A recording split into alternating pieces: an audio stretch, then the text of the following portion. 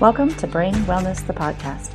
I'm your host, Mandy NP. Each episode will bring you a new topic or interview related to brain health and wellness as part of my mission to help you on the path to a healthier, happier brain. So, let's get started.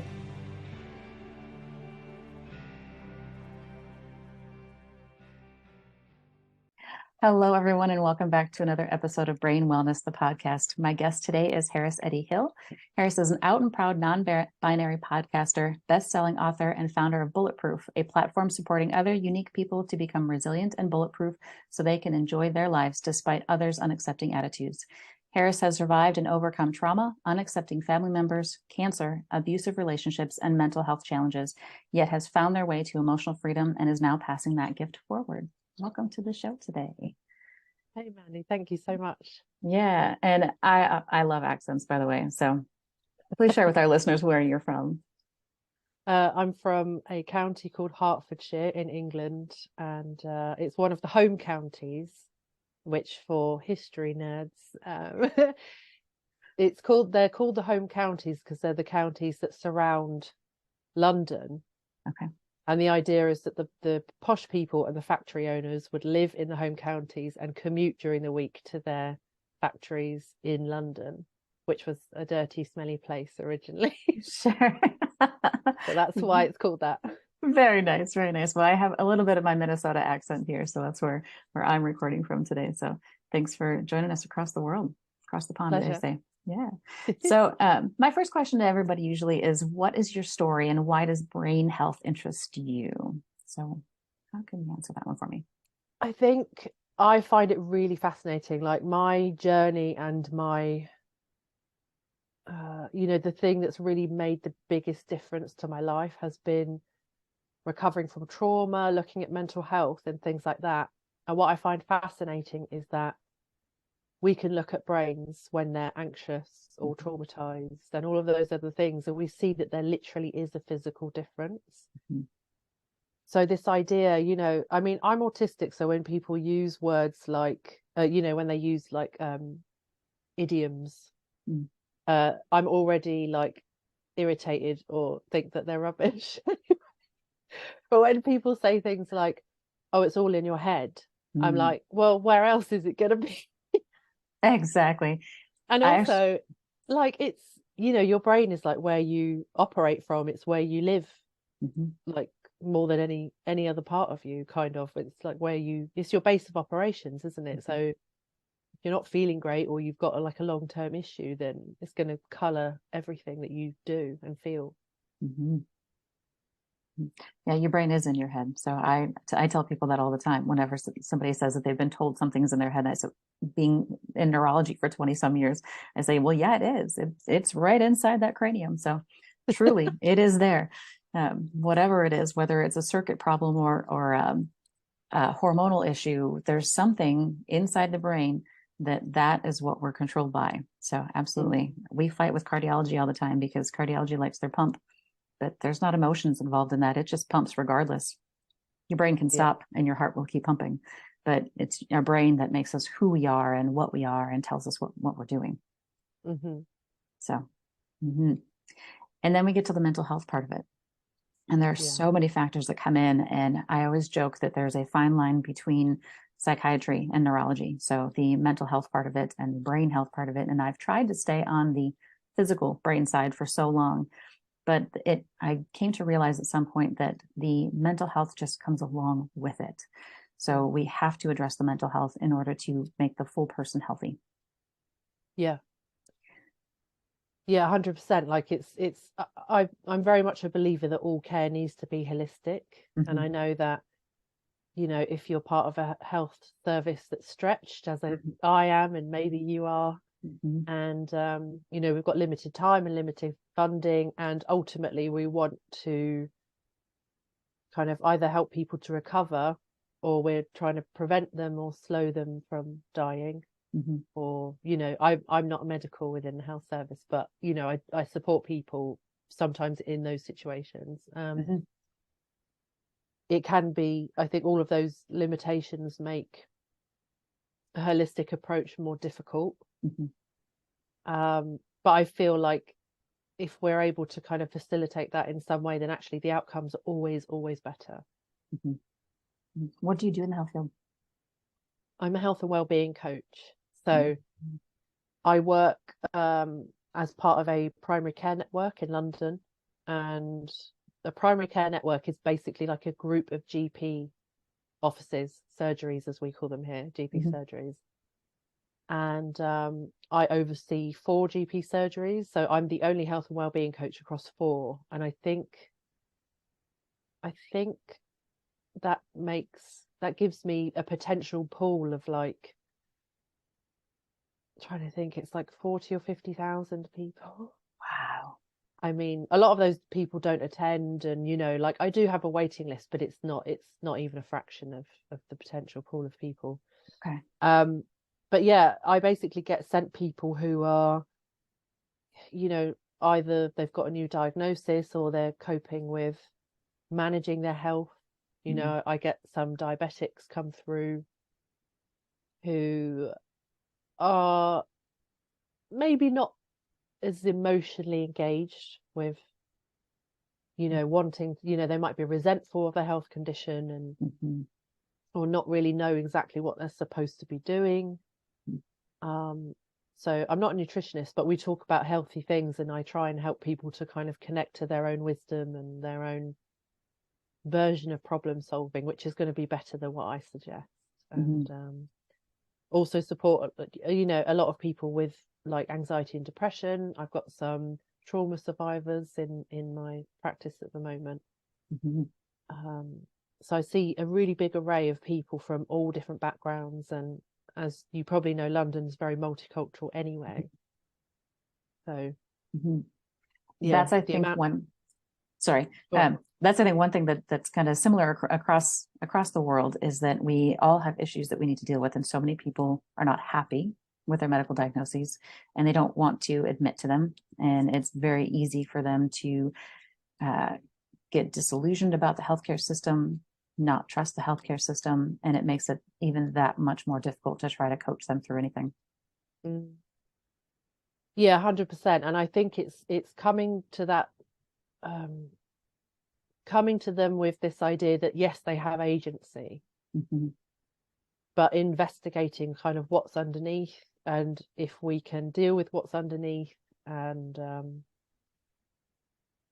kind of bring back this idea of like, you absolutely have choice, and to kind of give them space to weigh it up and not kind of encourage them to make the choice that we want them to make. Because I feel like for a lot of people, especially if there's resistance, the moment they know you've got an agenda, they'll clamp down harder and they won't think about it even more. Very true. I see the same thing. Yeah. So you mentioned trauma in there, and I can certainly say from my experience in healthcare that trauma underlies so many different medical issues for people, and mental health and physical. So history of trauma can have physical effects on us. It can change our chemistry so that we have actual physical ailments because of it. And it affects our mental health and vice versa. Your mental health definitely affects your physical health as well. You mentioned some trauma in your past. Yeah. How did you get through that? What kind of resources, or share whatever you feel comfortable? Yeah, I'm very, very comfortable. I've talked about this quite a few times because I'm very passionate about it. Yeah. When I won't go into any big details. I'll just do a very brief headline, just in case people are listening and need to know what I'm going to say next. I don't want to trigger them, obviously. When I was about 9 or 10, I was assaulted by an adult, and that started off, 20 years of really severe PTSD.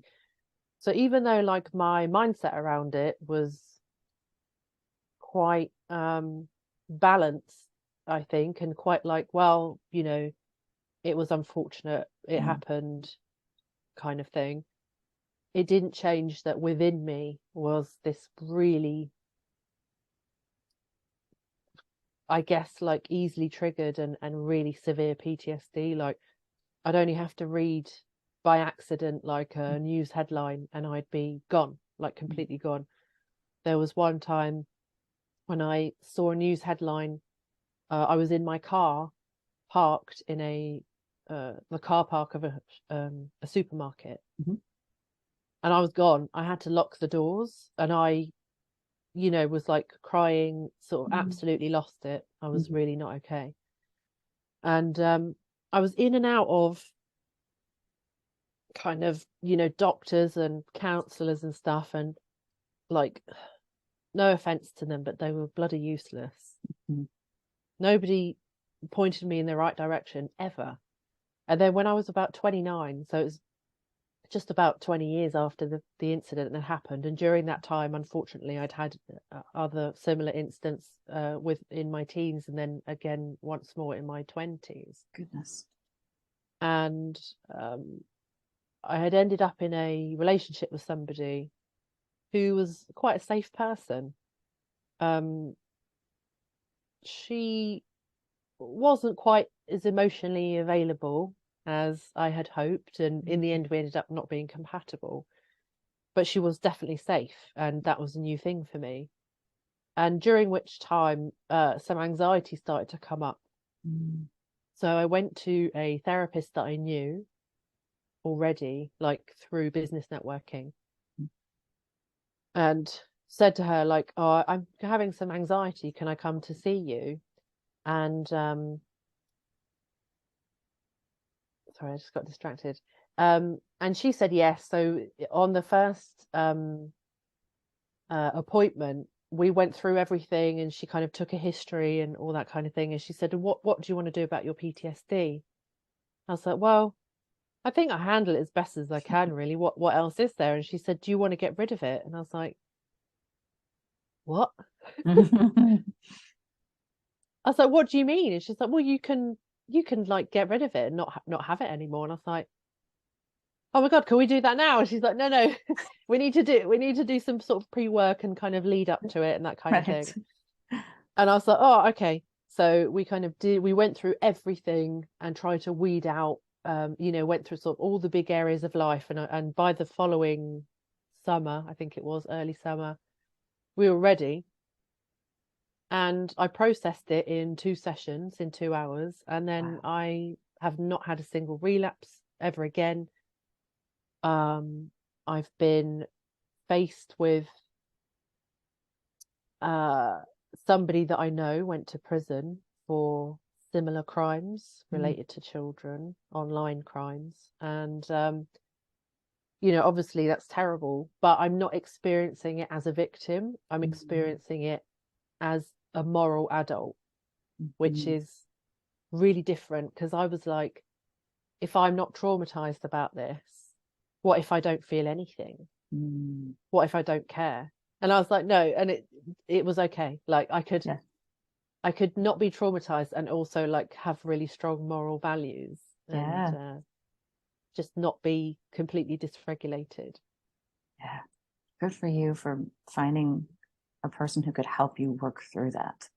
Thank you. Honestly, it feels like divine intervention or something, Yeah. because um, I'd been looking for such a long time. I kept saying to people like, this is really affecting me. What can we do? And they were like, "Oh, well, good luck." Yeah. Yeah. It's so unfortunate when healthcare people just stick with the fact that, oh, it's there and it's not going away. Um, Yeah, it's it's mad.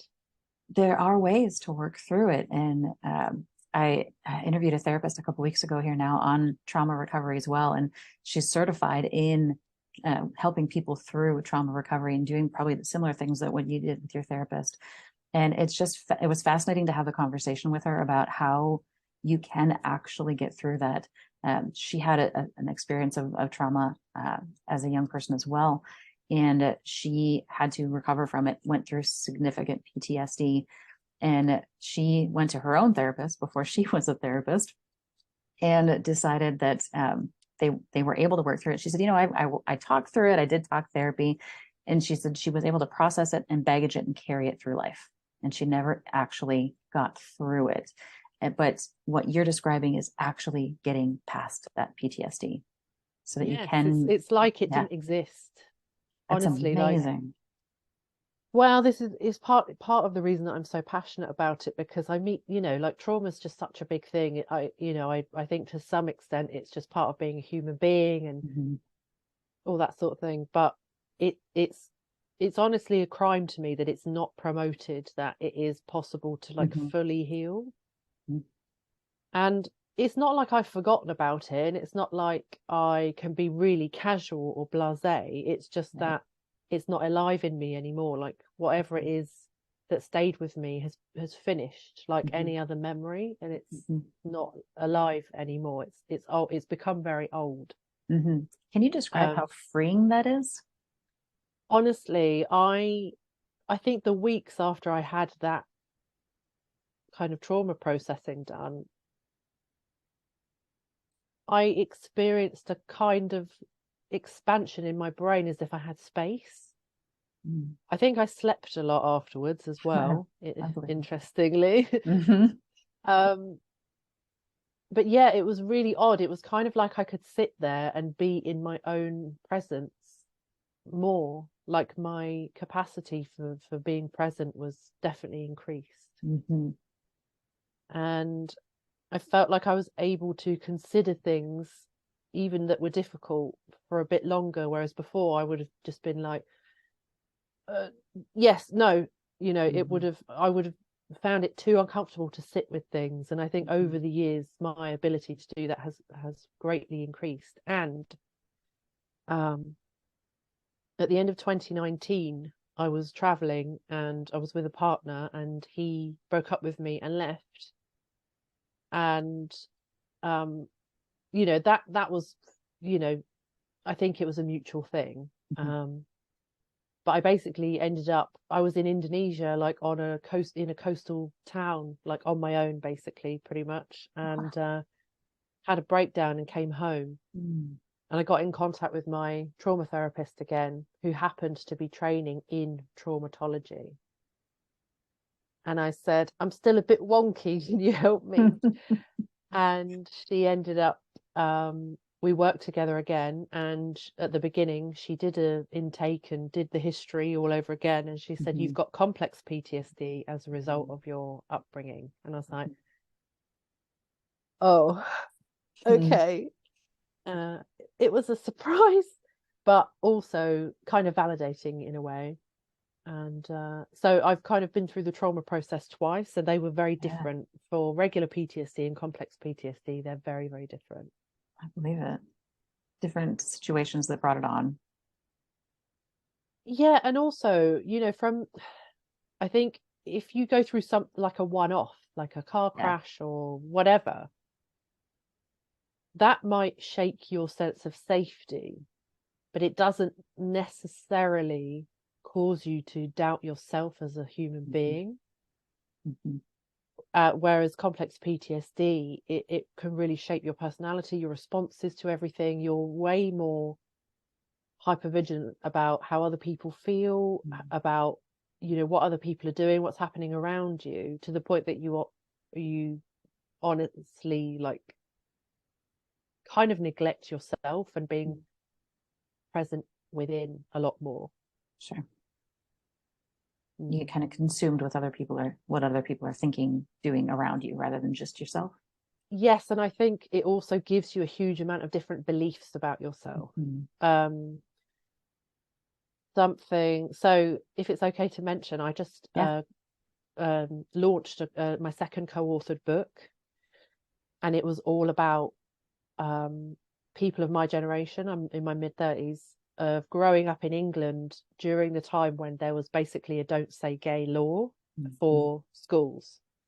So that meant that if you were being bullied and it was homophobic, no one could intervene, no one said anything. Mhm. Like it was just like good luck. So we wrote this book about it, and we had the launch at the weekend, Mhm. and I had a load of my straight friends come along to support me, and it was only about an hour of like speeches and reading bits out. But in the last 15 minutes, I became extremely uncomfortable because I was like, this is too much queerness, and other Mhm. people are going to feel like this is too much now. Like I Mhm. was uncomfortable at this idea that me or my community or this part of my identity was taking up too much space. Mhm. Because you weren't used So to it. yeah, and also I think it's how I am about a lot of things. Gotcha. I can kind of tolerate myself for a certain amount of time, and then after that I'm like, right, you need to be quiet now and go away and stop talking. Sure. Like, people don't want to. Be careful about how you're being present in the world, because if you overdo it, people might not like it and people might get fed up with you. Sure. But what if people do like it? Yeah, well then it's but that, I think that's part of the complex trauma, right? Is Yeah. that you're not worried about it going right. And actually, last year I dated someone, and in a lot of ways, we're not together anymore, but in a lot of ways I experienced what it was for something to be majority positive, like to that extent. And it was extremely uncomfortable, to the point that I didn't enjoy getting used to it very much. And I think that's also a big symptom of having a traumatized brain, is that when good and big things happen, it's horrifically unfamiliar. I believe it. Yeah. I went through a long period of time when I had a hard time taking compliments. I had some issues when I was younger, nothing near what you're describing, but it was there, and it was traumatizing to me at the time, and I struggled very much with it. And if you gave me a compliment, I would shrink back into my skin. There's no way that I knew how to process that. And it wasn't until recently, and I'm in my mid 40s, that I finally was able to, when somebody told me that I got something that I deserved, and I said, you know what, I did deserve that. And it took a long time to get to that point. But when you do, it's amazing when you can realize that you do deserve the things that you get that are positive. Yes. And it is hard to get used to, but it's worth it. It is definitely worth it. So shifting gears a little bit, I love the out and proud. I love the gender normalcy, whatever gender. Can we talk about gender a little bit? What influences our gender identity? I'm convinced it's just there, to be honest. And I say that because I'm coming from a point of view that I don't feel a connection to it. And when people try to apply it to me, it's like nails on a chalkboard. There's something about me that just goes, and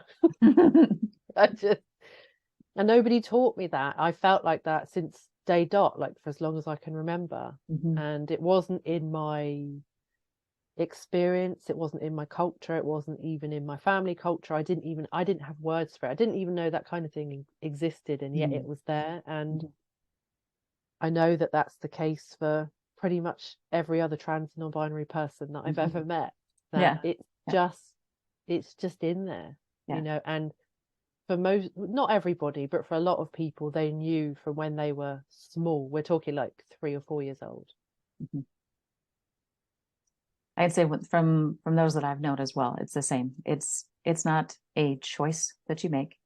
It's who you are. And it's a feeling you have inside of you that when you try to stick to male, female, if you try to go binary, you have two genders. It doesn't make sense in your mind when that's not what you feel.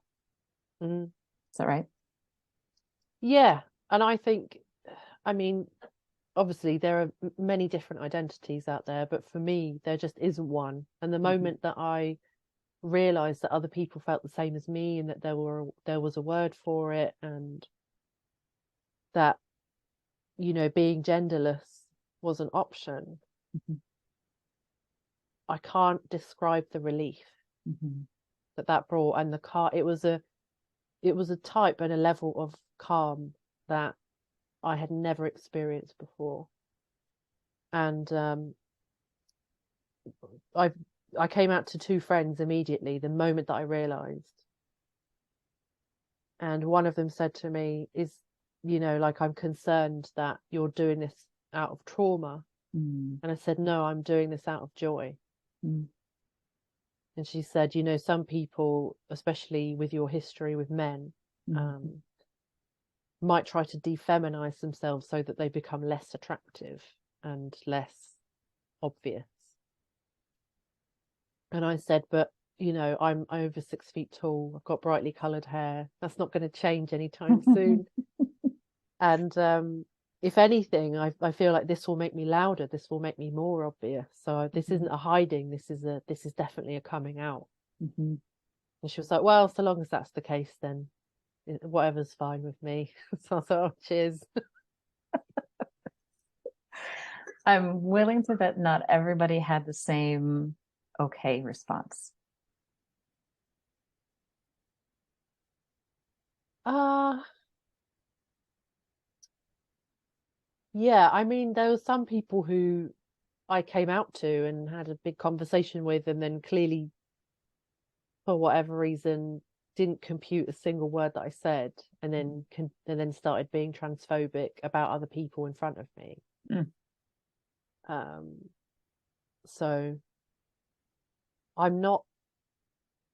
I'm usually one to, I think, stay calm and talk things through, but it was one of the occasions when I stormed off and slammed the front door. I was like, I'm leaving.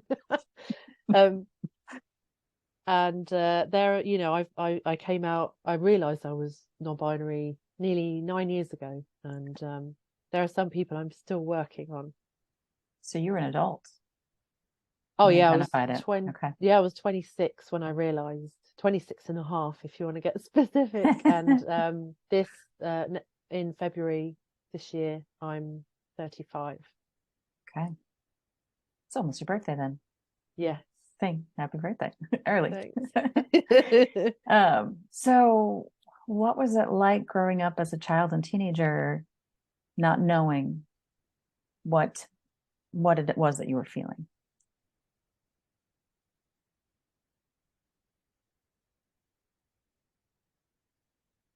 I think it made it difficult to connect to other people because I was spending so long trying to imitate what wasn't me. Mm-hmm. I think it took up a lot of brain space, but I wasn't aware of that. But also, you know, I was autistic and didn't know. Sure. So,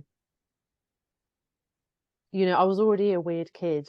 So the fact that I'm also non-binary on top of it, I don't know if that would have, you know, I mean, and we're talking about like the early 90s, like that Yeah. would have not been a good time to be dealing with that then anyway. But yeah, I think it made things tricky, and when people would say things like, oh, you can't do that, you're a girl, Mm-hmm. I think I was constantly confused between, well, you know, I didn't like the sexism, Mm-hmm. although I didn't know that word at the time, but I knew that's what it was. Sure. And also I was a bit like, well, what's being a girl got to do with me? Mm-hmm. It's like, I don't understand why people keep bringing this up all the time. And to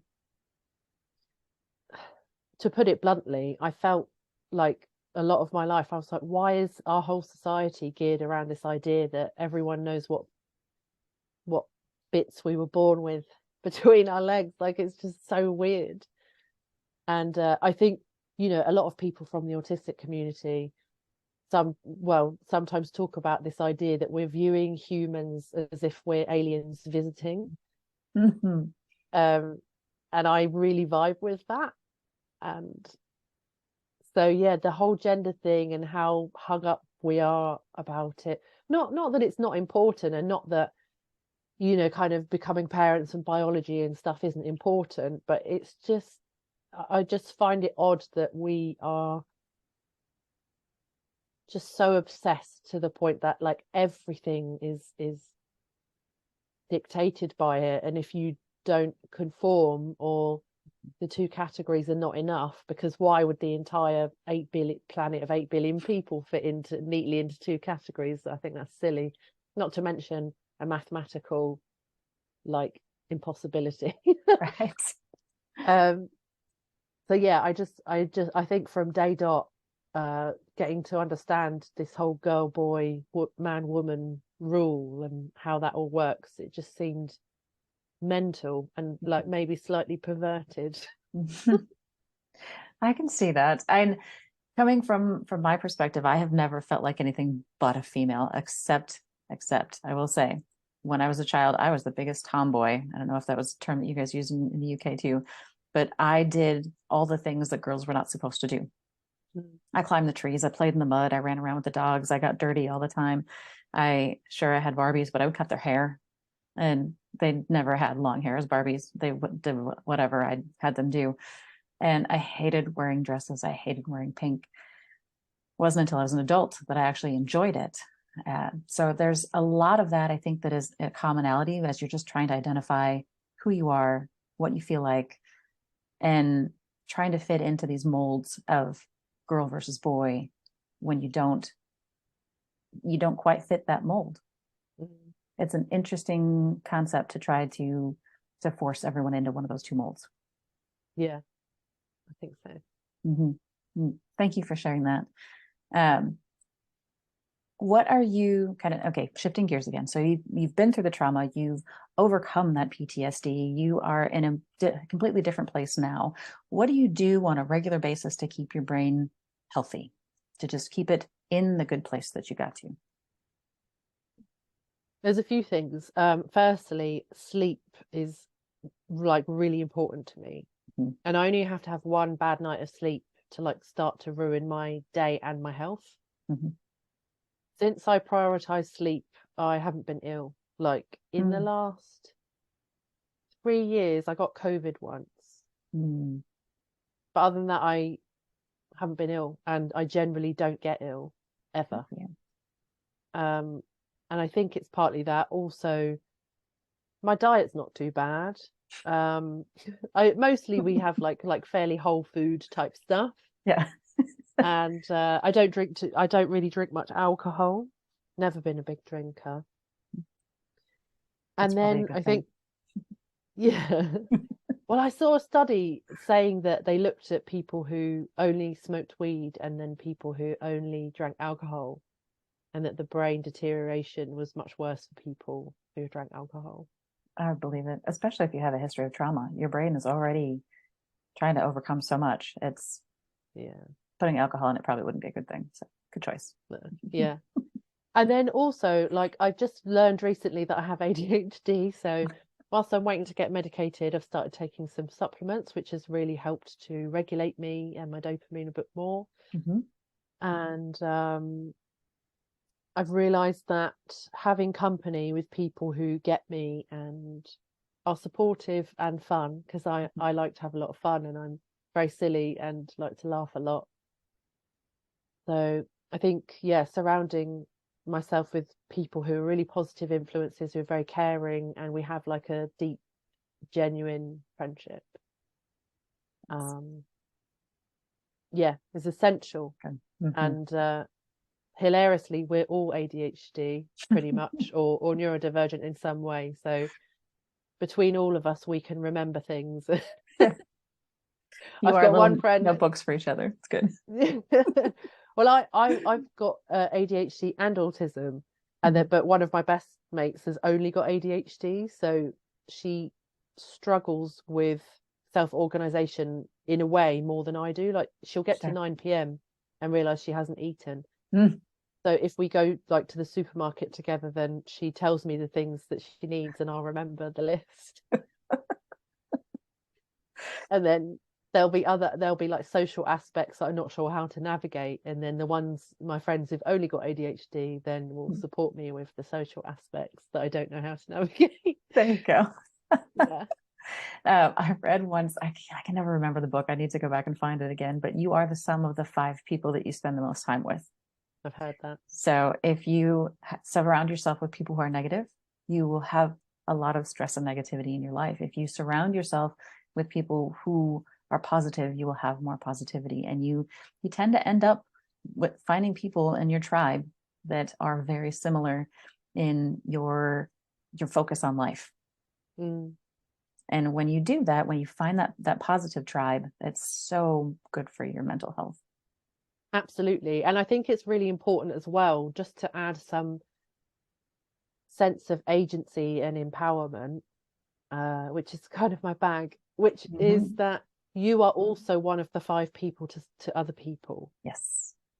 So it might not, it's not just the idea of who you're surrounded with, but it's also the behavior that you're modeling. and the habits that you've fallen into. And you can change that just as much as you can change your brain to do something that you don't want it to do. You can change it to the opposite. You can change your hair color if you want. Exactly. Same as changing your mind, change your attitude. It's people forget that they have that control over their mind and that they can make those decisions and choose to be a better model for other people. Okay, what are one or two things that you would tell people to just that they could start right now to try to get themselves in a better mindset, in a better focused place?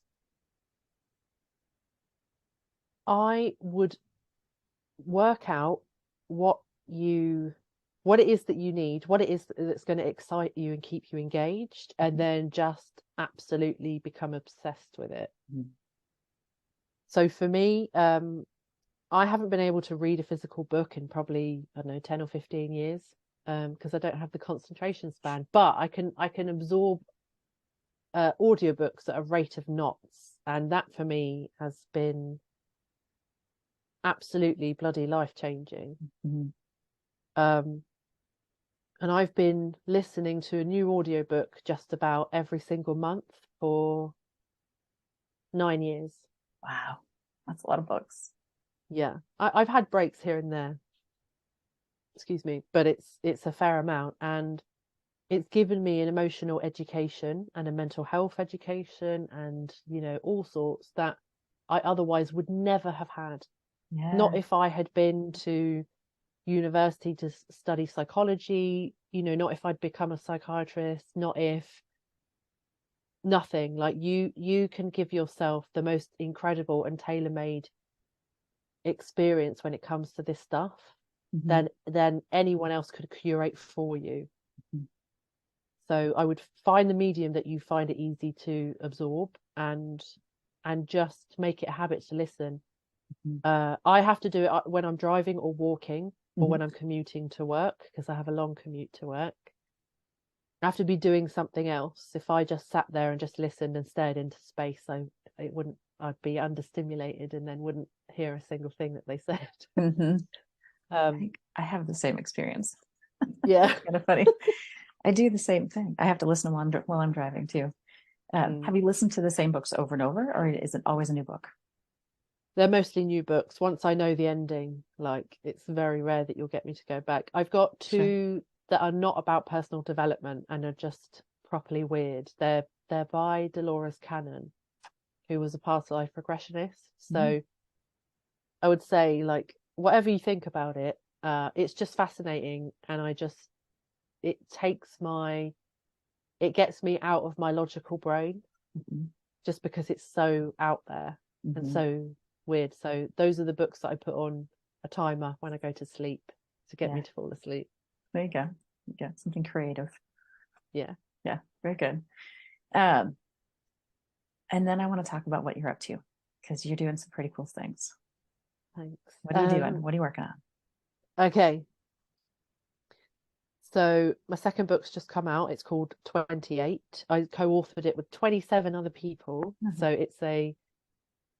it was a real labor of love, and it really brought out of me all the things that I went through, like homophobic bullying from school. That, school was a long time ago for me,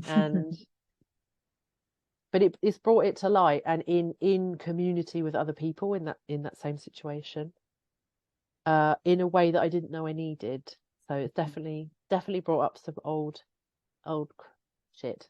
So but in a good way, I'm in a place to kind of fathom it and deal with it. So that's just come out. It's just started its tour around the UK. Very cool. And I'm also working on my very first solo book, and it's all about exploring gender identity from an emotional standpoint. So I cover, I think, about 30 different topics, from labels to clothes to sex to, faith, parents, all sorts of different things. And the idea is that it gets you into the headspace. So whether you're part of the community or think that you might be, and you're just trying to work out how you're going to do this and how it feels, Mm-hmm. or maybe you're a parent or teacher of, or a relative of someone in my community, and you want to engage with it on a deeper level than just the kind of technical, theoretical, glossary type stuff. Mm-hmm. So I'm doing that at the moment and putting together a proposal. I'm going to have a look and see if I can get a book deal. Yeah. And I've just rebranded my coaching, and just about to start offering that out privately to help people to overcome their baggage that they got from their parents, basically. Because I think that's a really difficult one. It's something I talk to people about all the time, and it doesn't matter whether you're part of the LGBTQ plus community, or maybe you're just a bit different from your other family members, or maybe you're more kind of like emotionally sensitive. I think this is an issue that affects a lot of people, and even if it happened a long time ago or your parents aren't around anymore, I think until it's dealt with, it can leave you quite stuck, and your brain and your heart feel limited and a bit constrained. And that being something that I've overcome, I wish that for other people as well. Yeah. It's we have a lot of different experiences when we're children. And I think having kids now is much different than when I grew up. It's a different society. It's a different, and I'm sure UK is very similar. It was just a different time when we grew up versus when our kids are coming up now. Life is more accepting of things and open, and there are open conversations about anything that you might be feeling, experiencing. I know I talk much more openly with my children than was done with me growing up. Yeah. And that was just no fault of my parents. That was what they were trained, and that's what they carried on. And we didn't talk about things because you shouldn't be doing them. Well, I ended up pregnant at 17 because we shouldn't talk about sex. So that helped a lot, clearly. But so we have a lot of more of open conversations than we used to. And I think that's great that you are getting that information out there and helping people work through that baggage, because those little things of not being able to talk about what's going on in your life, it does affect you. It's yeah. And also I feel like it's important to mention, because I mentioned this journey to an old friend quite some time ago, and she couldn't fathom that what I was saying might apply. She's like, I can't think that about my parents because I love them. And I was like, I love mine as well. it's not about blame. It's not about anything like that. It's just, it's ending kind of generational trauma or traditions that are actually harmful. And it's about kind of updating and making the family tree and the family line more healthy and more sustainable. Like it's a nurturing thing to do, rather than you've really fucked me up. Yes. A bit more resilient, I think, as we use the word we used at the beginning too. Resilient. I mean, I think within the process there will be moments of anger and blame and all of that, and that's totally normal. But in the long run, I think it can be really positive. And actually, if you are the person who are dealing with that stuff, kind of go back to your family more healed and with more brain space and with like a more grounded thing, then actually that can, even if they refuse to go to therapy, you can have a massively positive influence on other people if you've done your own work. Agreed, 100%. And to some degree, I can empathize with the things that you've been going through for the autism and the ADHD diagnoses. My youngest child is on the spectrum as well, and ADHD was his first diagnosis, and then the autism came later. And it all of a sudden was, that made so much more sense of why he was doing everything. And his favorite color is pink. Loves painting his nails, but he still calls himself a boy. We'll see if that always stays that way. But Yeah. It's been an interesting battle, learning all of the different intricacies of how to communicate with neurodivergent that way. Yes, definitely. And you may not know this, but autistic people are 7 times more likely to realize that they're trans and non-binary. I wondered, I didn't know the statistics, but I wondered because it seems like a common thread that I see quite frequently. Yeah. At my book launch on Saturday, there were 6 or 7 of us who had contributed to the book out of all of the authors. And I actually don't know if anyone was not autistic. So I'm not saying that it's mutually, but it was interesting. I do see it a lot. Yeah, I do too. So knowing the statistic, that's I wondered. So yeah, fascinating characteristics and connections. So it's all good. Anything else you want to talk about that we haven't talked about yet today? I feel like you are just a wealth of knowledge that I could probably question you all day long. But oh, thank you. What else?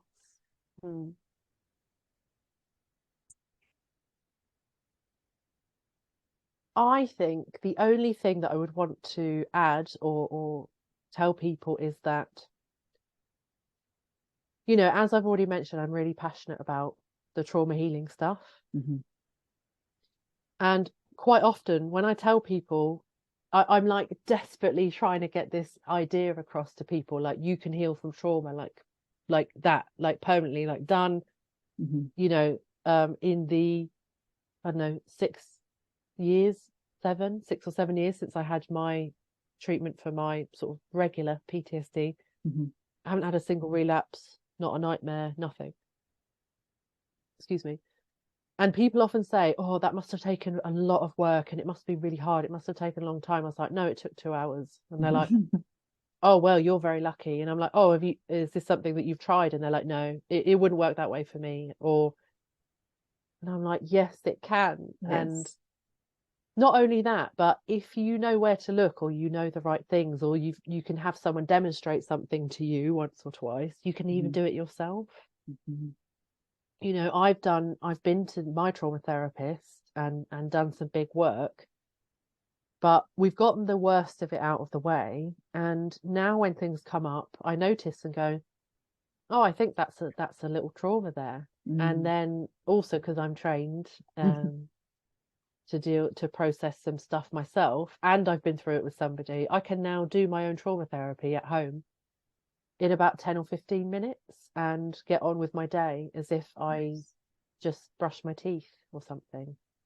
And I really want that for other people, and to realize that, it's not always the right time, and you do need some stability in order to start dealing with trauma. You also can't really recover from something if you're still living in it.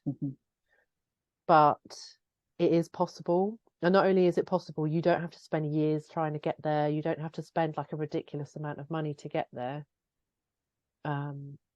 If you want to know more about it, just ask me and I can point you in the right direction. Yeah, that leads me perfectly to the next question. How can people find you if they want to learn more? Sure. My website, which is probably the best place to have a look, is MX, which is pronounced Mux, harrishill.com. And there'll be links there to like resources, free resources, and how to book a call if you want to talk to me, and also a link to my podcast, which is called Fucking Bulletproof. I love it. Thank you so much, Harris. I want to be respectful of your time and let you get going here, but it's been great talking with you today and getting to know you, and thank you again for sharing your story. Yeah, thank you so much, Mandy. It's been an absolute pleasure. Yeah, have a great rest of your day. And you. Cheers. Thanks for tuning in to this episode of Brain Wellness, the podcast. If you enjoyed this episode, I encourage you to subscribe, like, and share this with others to help me continue on with my mission to help people live healthier, happier lives. Go to www.brainwellnesssolutions.com to see what I'm up to and get links to all the social medias there. See you next time.